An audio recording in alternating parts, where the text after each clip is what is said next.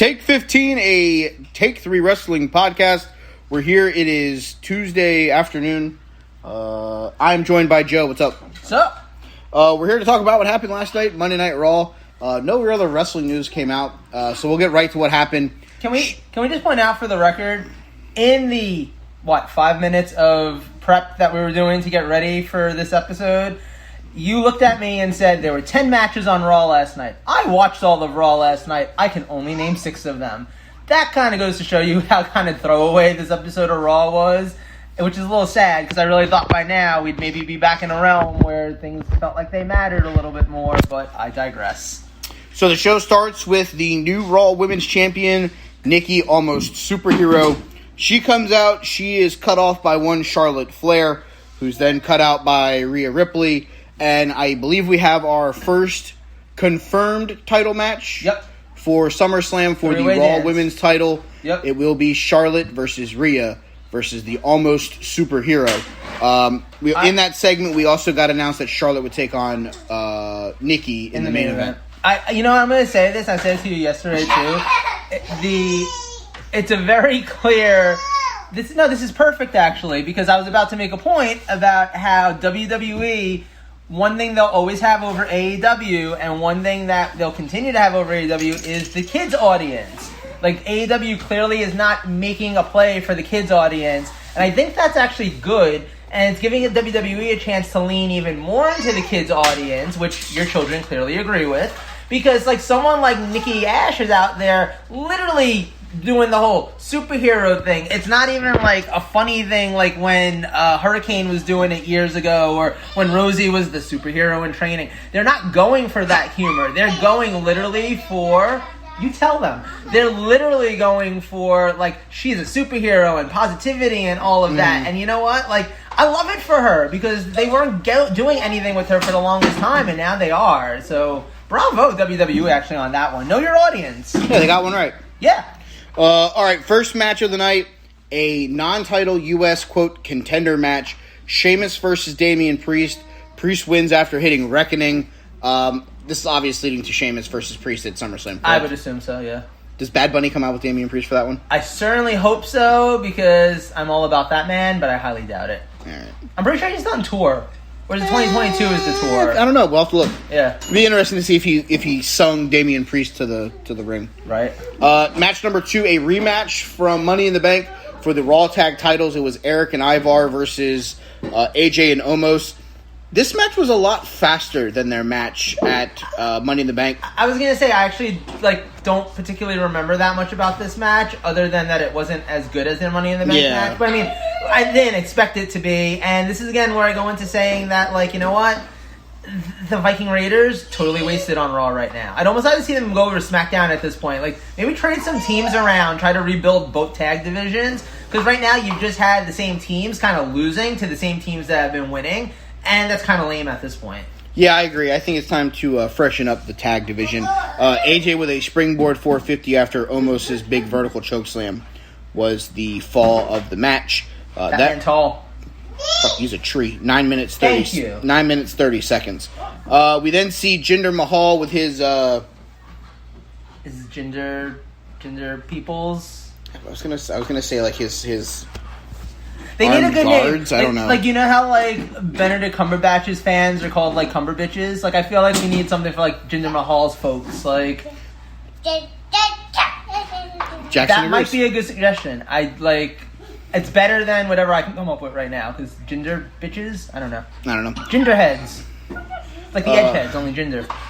So, basically, we get Jinder and his attorney accompanying Veer to the ring. Yes. Drew McIntyre wins via disqualification. I'm assuming, again, Jinder Mahal, Drew McIntyre are going to be somewhere on the massive card that will end up being SummerSlam. I'm not saying I'm looking forward to it. I was going to say, but that match is going to get, like... 5 minutes. No. They're not going to disrespect Drew like that. They're going to give him, like, 15 with Jinder Mahal. And it's going to mean that, like, the SmackDown Women's title match is going to be, like, 7 minutes between Bianca Belair and whoever she faces. And we're going to look back at it. We're going to go... Why was that Drew McIntyre match 15 minutes? I could see it going the other way. I could see it being Drew gets to, like, just destroy Jinder, because it's not like Jinder needs to look impressive in the match. Unless they're doing something with Jinder coming out of it. Maybe. I really don't know. I mean, certainly, I didn't think this would still be a feud going on once audiences were a thing again, but, people love their Jinder. They have to do something with Drew, and he can't be in the title picture. Yeah, exactly. He's going to end up on SmackDown soon. Yeah, once they do a draft, he's going to go over to SmackDown. Who knows? Maybe he'll be the person if The Rock doesn't actually come around for WrestleMania. Maybe he'll be the guy that gets built up and have a match against Roman Reigns. I wouldn't hate that. I wouldn't either. We then get the contender match, non-title, tag title, women's, Natty and Tamina over Eva Marie and Doudrop. Yeah, that was the thing that happened. It's a waste of anything that they're doing with Alexa Bliss when they have her show up in there and just kind of I don't know where this is going. I don't know what it's supposed to build to. I just kind of know that the women's division is just sad right now. There's not a other than on NXT, there's not a really good women's division in pro wrestling right now. Impact is pretty good. I mean, yeah, if you remember to watch Impact. Facts.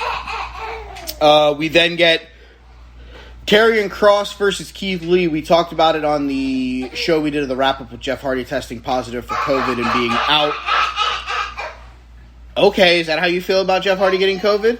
I mean, it is a sad thing. Yeah. Kross that now gets Keith Lee after basically Keith Lee not having a real feud and Karrion Kross not having Jeff Hardy to feud with on the main roster.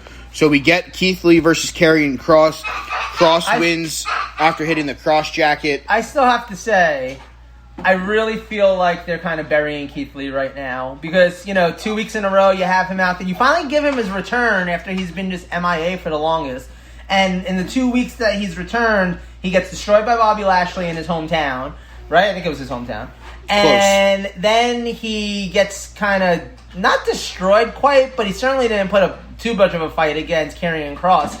It just kind of feels like, okay, so you brought him back because he's really popular and you can let people beat him so that they look better. That's what it feels like to me right now.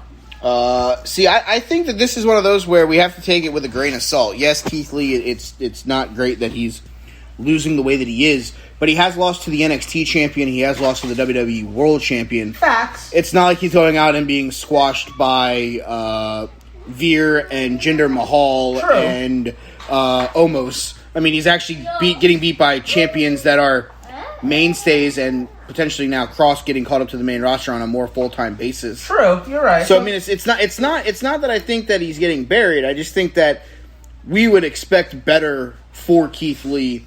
And it's concerning that he's losing 2 matches in a total of 15 minutes. I mean, next week could be really telling on Raw. Because I feel like he's going to come out, he's going to have a match next week, he's going to lose.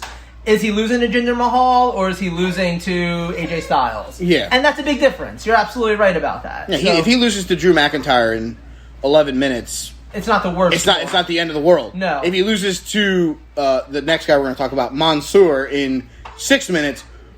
We may be saying, is Keith Lee getting released? Is something going... Is he in trouble? If he loses to Ricochet, I feel like you're going to be annoyed. You're going to be on my side of that. I might throw the phone out the window.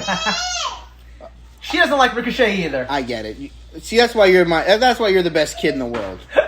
Yeah. All right, next match, the 6th match of the night. Mason T-Bar versus Mustafa Ali and Mansoor. I actually really enjoyed that match. That was a good use of these guys. I like what they're doing with T-Bar and whatever the hell his name is. Mace? Mace. Okay. I like that they're building them. It's like, the Demolition Corporation kind of thing. They got the little face paint. They got the we're monsters, rawr. They're doing it. It works. And then losing...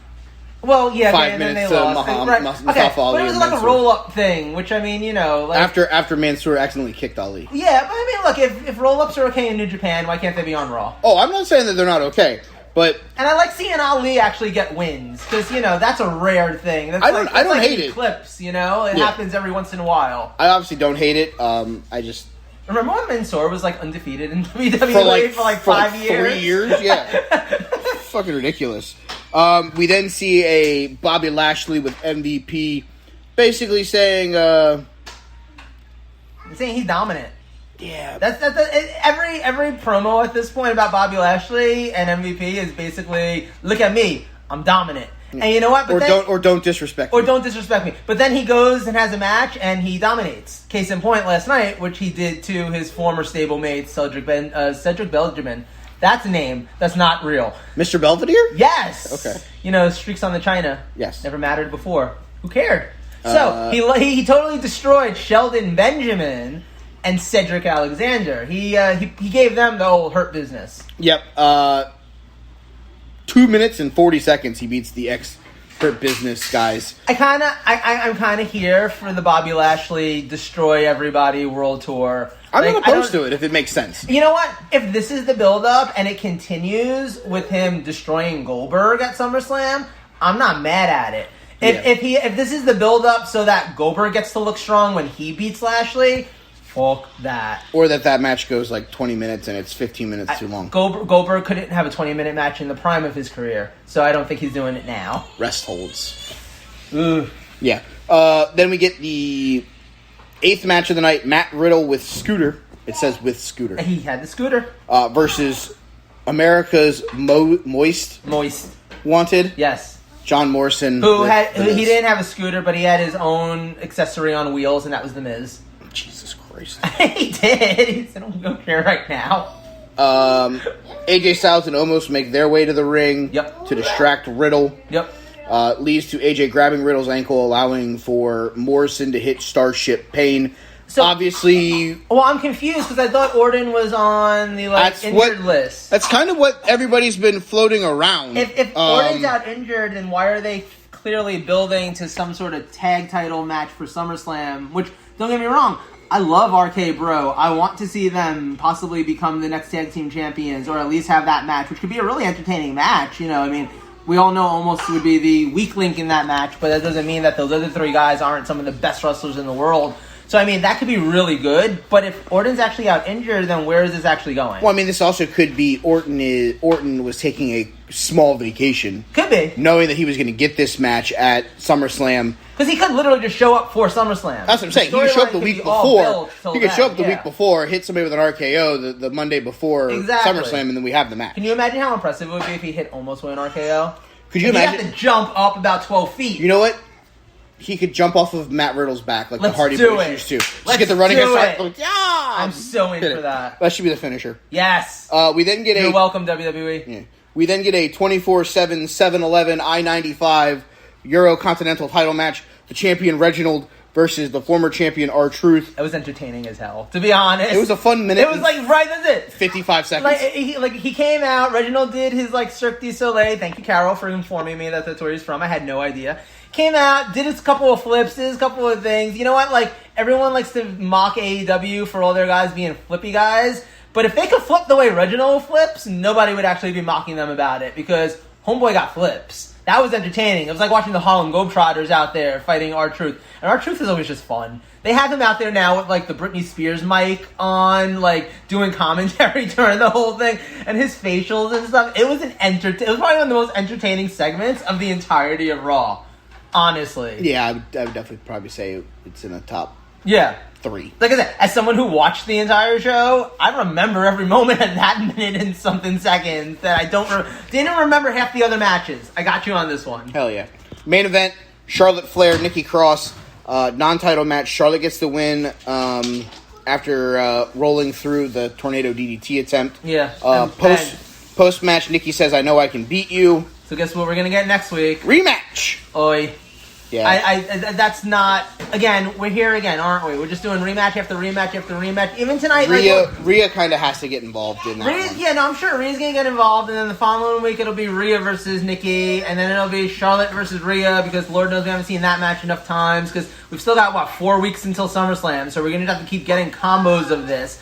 I'm good on that. Again, the rematches, there's so many of them, and it's just so not necessary. And even on this show, look, you had Damian Priest and Sheamus. Guess what we're going to end up seeing? Probably another 5 times, including at SummerSlam. Exactly. He doesn't even want to see all these rematches, no. And I don't blame him. I don't either. He is correct. Yep.